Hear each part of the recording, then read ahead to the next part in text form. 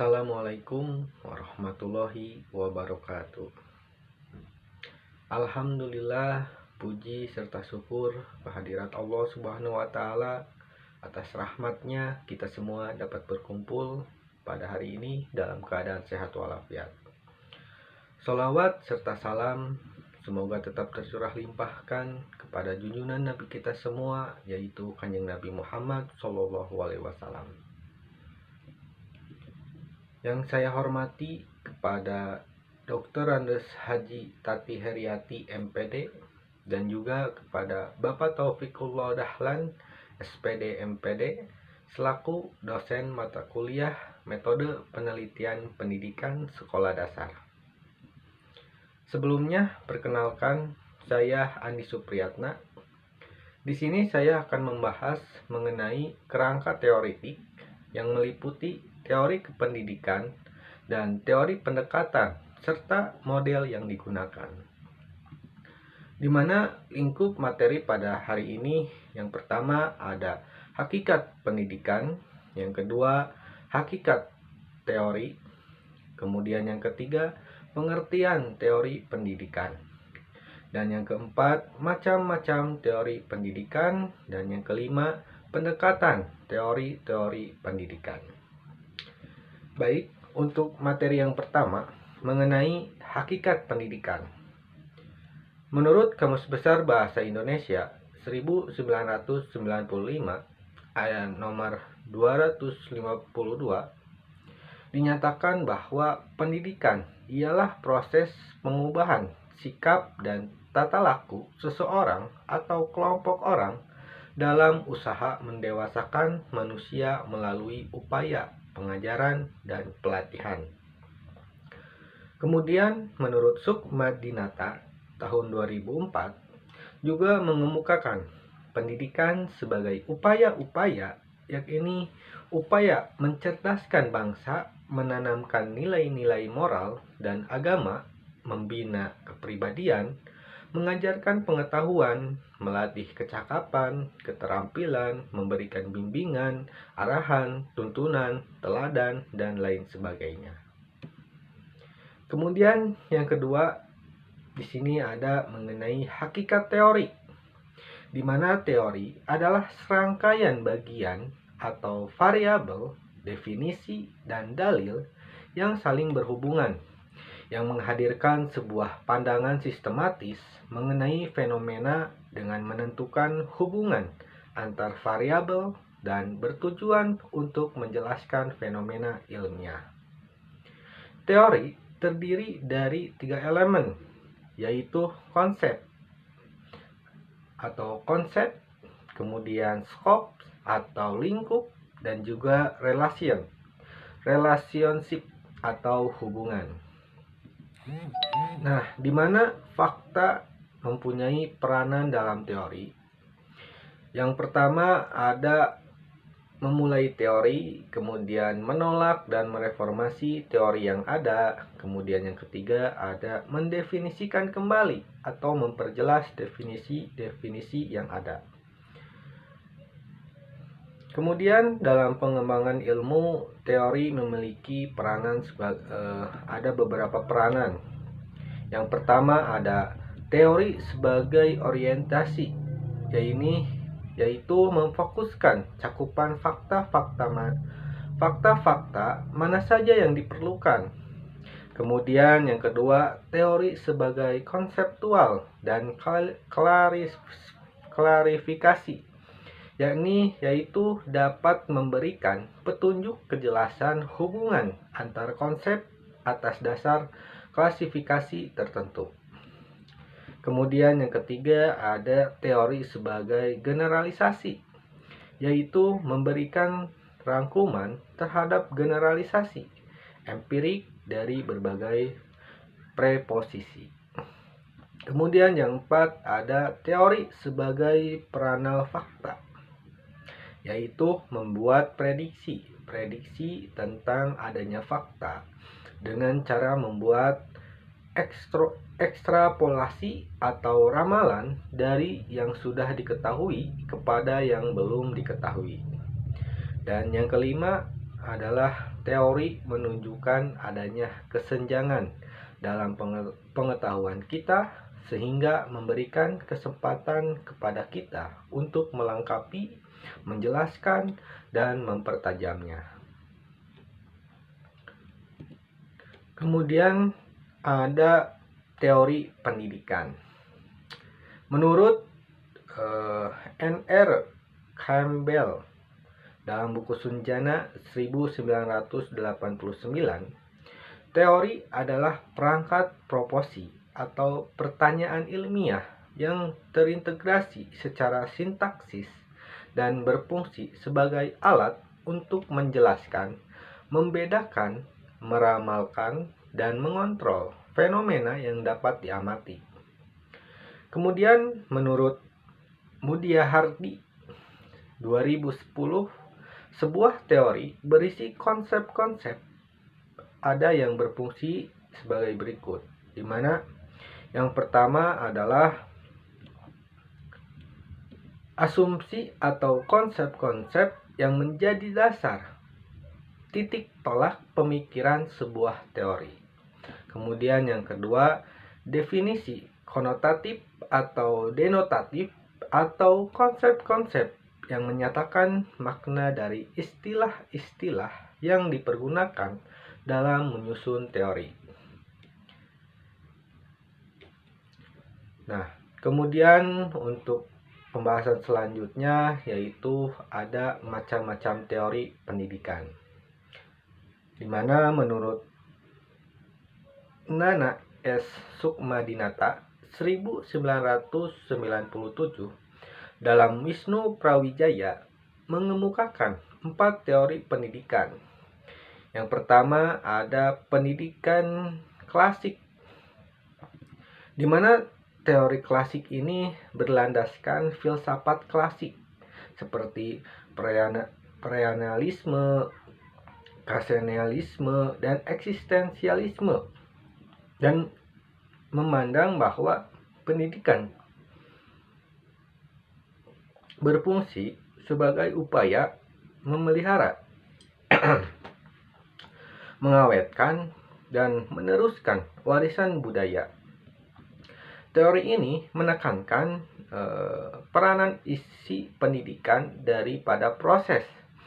Isi pendidikan atau materi diambil dari hasanah ilmu pengetahuan yang ditemukan dan dikembangkan para ahli tempo dulu, yang telah disusun secara logis dan sistematis, dan prakteknya pendidik mempunyai peranan besar dan lebih dominan, sedangkan siswa memiliki peran yang pasif sebagai penerima informasi dan tugas-tugas dari pendidik. Kemudian yang kedua, pendidikan pribadi, di mana teori ini bertolak belakang dengan asumsi bahwa sejak dilahirkan anak telah memiliki potensi tertentu. Pendidikan harus mengembangkan potensi yang dimiliki oleh siswa yang bertolak belakang dari kebutuhan dan minat siswa. Dalam hal ini, siswa menjadi pelaku utama pendidikan, sedangkan pendidikan lebih berperan sebagai pembimbing, fasilitator, dan pelayan siswa. Teori pendidikan pribadi menjadi sumber bagi pengembangan model kurikulum humanis, yaitu suatu model kurikulum yang bertujuan memperluas kesadaran diri dan mengurangi kerenggangan dan keselarasan dari lingkungan dan proses aktualisasi diri. Kemudian teori yang ketiga ada teori pendidikan teknologi. Teknologi pendidikan adalah suatu konsep pendidikan yang memiliki persamaan dengan pendidikan klasik tentang peranan pendidikan dalam menyampaikan informasi. Tetapi terdapat perbedaan di antara keduanya. Pada teknologi pendidikan, ia lebih mengutamakan pembentukan dan penguasaan kompetensi atau kemampuan-kemampuan praktis, bukan pengawasan dan pemeliharaan budaya lama. Pada teori ini, isi pendidikannya dipilih oleh tim ahli bidang-bidang khusus berupa data objektif dan keterampilan yang mengarah kepada kemampuan vokasional, yaitu isi disusun dalam bentuk desain program atau desain pengajaran dan disampaikan dengan menggunakan bantuan media elektronik dan siswa belajar secara individual. Nah, lalu yang keempat ada pendidikan interaksional, di mana pendidikan interaksional adalah konsep pendidikan yang bertitik tolak dari pemikiran manusia sebagai makhluk sosial yang senantiasa berinteraksi dan bekerja sama dengan manusia lainnya. Dalam pendidikan interaksional menekankan interaksi dua pihak dari pendidik kepada siswa, dari siswa kepada pendidik. Selain dalam teori pendidikan ini, interaksi juga terjadi antara siswa dengan materi pembelajaran dan dengan lingkungan, antara pemikiran manusia dengan lingkungannya, sehingga interaksi terjadi melalui berbagai bentuk dialog.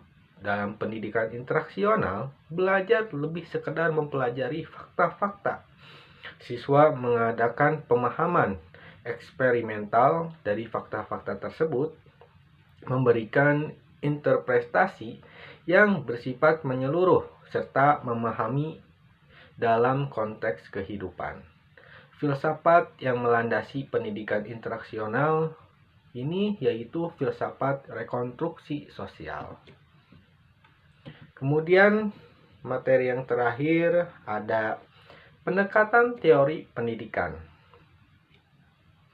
di mana menurut Uyuh Sadullah 1994, pendekatan teori-teori pendidikan dibagi atas dua pendekatan, yaitu pendekatan sains dan juga pendekatan filosofi.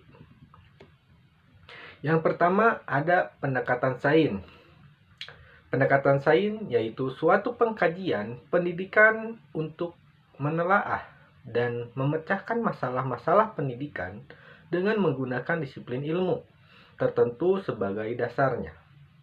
Cara kerja pendekatan sains dalam pendidikan yaitu dengan menggunakan prinsip-prinsip dan metode kerja ilmiah yang ketat, baik yang bersifat kuantitatif maupun kualitatif, sehingga ilmu pendidikan dapat diiris-iris menjadi bagian-bagian yang lebih detail dan mendalam.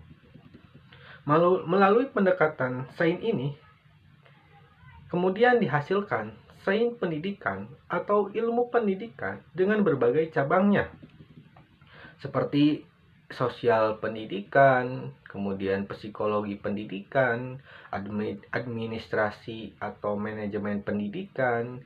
Yang keempat ada teknologi pendidikan, yang kelima ada evaluasi pendidikan, dan yang keenam bimbingan dan konseling. Lalu pendekatan yang kedua yaitu pendekatan filosofi. Pendekatan filosofi yaitu suatu pendekatan untuk menelaah dan memecahkan masalah-masalah pendidikan dengan menggunakan metode filsafat pendidikan yang membutuhkan filsafat, karena masalah pendidikan tidak hanya menyangkut pelaksanaan pendidikan semata yang hanya terbatas pada pengalaman. Dalam pendidikan akan muncul masalah-masalah yang lebih luas, kompleks, dan lebih mendalam yang tidak terbatas oleh pengalaman indrawi maupun fakta-fakta faktual yang tidak mungkin dapat dijangkau oleh sains. Masalah-masalah tersebut diantaranya adalah tujuan pendidikan yang bersumber dari tujuan hidup manusia dan nilai sebagai pandangan hidup. Nilai dan tujuan hidup memang merupakan fakta, namun pembahasannya tidak bisa dengan menggunakan cara-cara yang dilakukan oleh sains, melainkan diperlukan suatu perenungan yang lebih mendalam. Kemudian cara kerja pendekatan filsafat dalam pendidikan dilakukan melalui metode berpikir yang radikal, sistematis, dan juga menyeluruh tentang pendidikan.